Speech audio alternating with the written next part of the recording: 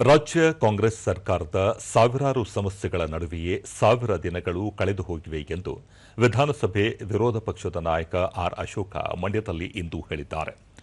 ರಾಜ್ಯ ಸರ್ಕಾರದ ಭ್ರಷ್ಟಾಚಾರ, ಮುಖ್ಯಮಂತ್ರಿ ಹುದ್ದೆಗಾಗಿ ಪೈಪೋಟಿ, ಅನುದಾನದ ಕೊರತೆ, ಸರ್ಕಾರಿ ಆಸ್ಪತ್ರೆಗಳಲ್ಲಿ ಔಷಧಿಗಳ ಅಲಭ್ಯತೆಯ ನಡುವೆಯೇ ಸ್ಥಳೀಯ ವೈದ್ಯಾಧಿಕಾರಿಗಳು ಔಷಧಿ ಖರೀದಿಗೆ ಕಡಿವಾಣ ಹಾಕಿ ಸರ್ಕಾರ ಔಷಧಿ ಖರೀದಿಸುವವರೆಗೂ ಕಾಯುವಂತೆ ಸುತ್ತೋಲೆ ಹೊರಡಿಸಿದೆ. ಇದನ್ನು ವಿರೋಧಿಸಿ ಮಾರ್ಚ್ 13ರಿಂದ ಸರ್ಕಾರಿ ವೈದ್ಯರು ಪ್ರತಿಭಟನೆ ನಡೆಸಲು ಮುಂದಾಗಿದ್ದಾರೆ. ಇದಕ್ಕೆ ರಾಜ್ಯ ಸರ್ಕಾರ ಮತ್ತು ಆರೋಗ್ಯ ಸಚಿವರೇ ಕಾರಣ ಎಂದು ಹೇಳಿದರು.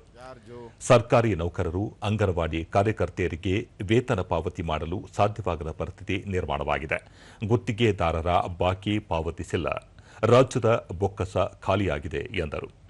ಮಾರ್ಚ್ 6ರಿಂದ ಆರಂಭವಾಗಲಿರುವ ರಾಜ್ಯ ವಿಧಾನಮಂಡಲ ಅಧಿವೇಶನದಲ್ಲಿ ರಾಜ್ಯ ಸರ್ಕಾರದ ಲೋಪದೋಷಗಳ ವಿರುದ್ಧ ಬೆಳಕು ಚೆಲ್ಲಲಾಗುವುದು. ಬಿಜೆಪಿ ಜೆಡಿಎಸ್ ಜೊತೆಯಾಗಿ ಹೋರಾಟ ಮಾಡಲಿದೆ. ಮುಖ್ಯಮಂತ್ರಿ ಸಿದ್ದರಾಮಯ್ಯ ಅವರ ಆಡಳಿತದಿಂದಾಗಿ ಹಿಂದುಳಿದ ತಾಲೂಕುಗಳ ಪಟ್ಟಿಗೆ ಇನ್ನೂ 20 ತಾಲೂಕುಗಳು ಸೇರುವಂತಾಗಿದೆ ಎಂದು ತಿಳಿಸಿದರು. ರಾಜ್ಯದ ವಿವಿಧ ಭಾಗಗಳಲ್ಲಿ ವಿದ್ಯಾರ್ಥಿಗಳು ನಡೆಸುತ್ತಿರುವ ಪ್ರತಿಭಟನೆ ಹಿನ್ನೆಲೆಯಲ್ಲಿ 56,000 ಸರ್ಕಾರಿ ಹುದ್ದೆಗಳನ್ನು ಭರ್ತಿ ಮಾಡಲು ಸರ್ಕಾರ ಮುಂದಾಗಿದೆ. ಆದರೆ ರಾಜ್ಯದಲ್ಲಿ 2 ಲಕ್ಷಕ್ಕೂ ಅಧಿಕ ಸರ್ಕಾರಿ ಹುದ್ದೆಗಳು ಖಾಲಿ ಇವೆ.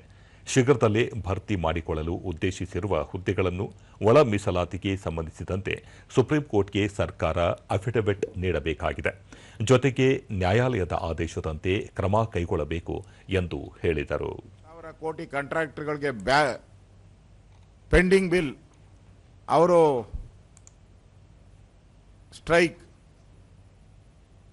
ಅವರನ್ನು ಸ್ಟ್ರೈಕ್ಗೆ ತಯಾರಿ ನಡೀತಾ ಇದ್ದಾರೆ.